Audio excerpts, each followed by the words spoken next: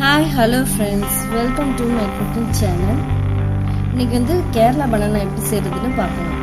அதுக்கு ஒரு கப் வந்து மைதா எடுத்துக்கோங்க, 2 டீஸ்பூன் வந்து ரைஸ் ஃப்ளவர் எடுத்துக்கோங்க,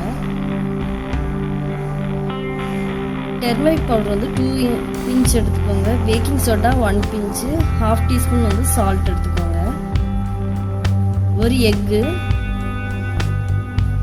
பனானா வந்து ரொம்ப கலர் சேஞ்ச் ஆனது எடுத்துக்கோங்க, அதுதான் நல்லா டேஸ்ட்டாக இருக்கும் இந்த ரெசிபிக்காக. இப்போ ஒரு மிக்சிங் பவுலில் வந்து இது எல்லாத்தையும் வந்து நம்ம ஆட் பண்ணிக்கலாம். Maida, rice flour, turmeric, salt, baking soda, ஒரு முட்டை உடைச்சிக்கலாம். இப்போ இது எல்லாமே வந்து நம்ம ஒன்றா மிக்ஸ் பண்ணிக்கலாம். மிக்ஸ் பண்ணிவிட்டு அதுக்கப்புறமா நம்ம தண்ணி கொஞ்சம் கொஞ்சமாக ஆட் பண்ணி மிக்ஸ் பண்ணுங்கள். கொஞ்சம் கொஞ்சமாக தண்ணி ஆட் பண்ணி இந்த மாதிரி மிக்ஸ் பண்ணுங்க. ஒரே தான் தண்ணி நிறையா ஊற்றிட வேண்டாம், இல்லாட்டினா அந்த மாவு வந்து கெட்டி கெட்டியாக இருக்கும், ஒழுங்காக மிக்ஸ் ஆகாது, உங்களுக்கு வந்து ரெசிபி நல்லா வராது. இப்போது 2 டீஸ்பூன் வந்து சுகர் வந்து இதில் ஆட் பண்ணுறேன். இந்த மாவில் வந்து இந்த சுகர் ஆட் பண்ணும்போது அந்த டேஸ்ட் வந்து என்ஹான்ஸ் பண்ணி காட்டுறது தான். சின்ன குழந்தைங்க இருக்கீங்கன்னா கண்டிப்பாக இதை வந்து ட்ரை பண்ணுங்கள்.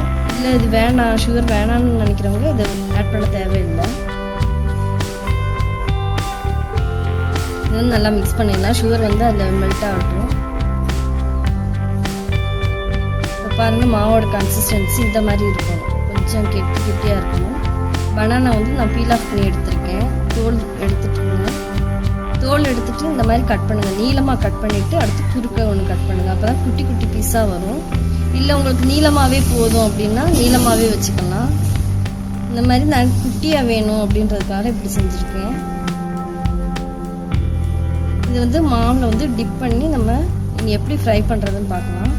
மாவில் வந்து ஃபுல்லாகவே அந்த பனானா வந்து ஸ்ப்ரெட் ஆகிற மாதிரி பார்த்துக்கோங்க. இந்த மாதிரி நல்லா மிக்ஸ் பண்ணி எடுங்க. மாவு வந்து பனானாவோட எல்லா சைடும் போயிருக்கணும். ஒரு பேனில் வந்து ஆயில் ஊற்றிட்டு ஃப்ரை பண்ணலாம். ஆயில் வந்து ஹீட் ஆயிடுச்சு. ஹீட் ஆகினதுக்கப்புறம் பனானா வந்து நம்ம போடலாம் ஒன்று ஒன்றாகும். பாருங்கள், முட்டை போட்டிருக்கறதுனால நம்மளுக்கு அந்தளவுக்கு அந்த மாவு வந்து தெரியல, இல்லாட்டி உதிரியாக போயிருக்கும் மாவு. இந்த முட்டை வந்து ரொம்ப இம்பார்ட்டன்ட் இந்த ரெசிபிக்கு.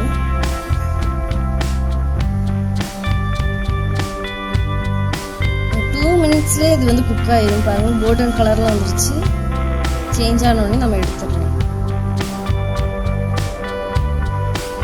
பேலன்ஸ் இருக்க பனானாவே நான் ரோஸ்ட் பண்ணுறேன். பாருங்கள், ரொம்ப குயிக்காக வந்து இது செஞ்சிடலாம். வீட்டில் ரொம்ப கம்மியான இன்க்ரீடியன்ஸ் தான். ஈவினிங் ஸ்நாக்ஸ்க்கு வந்து இதை யூஸ்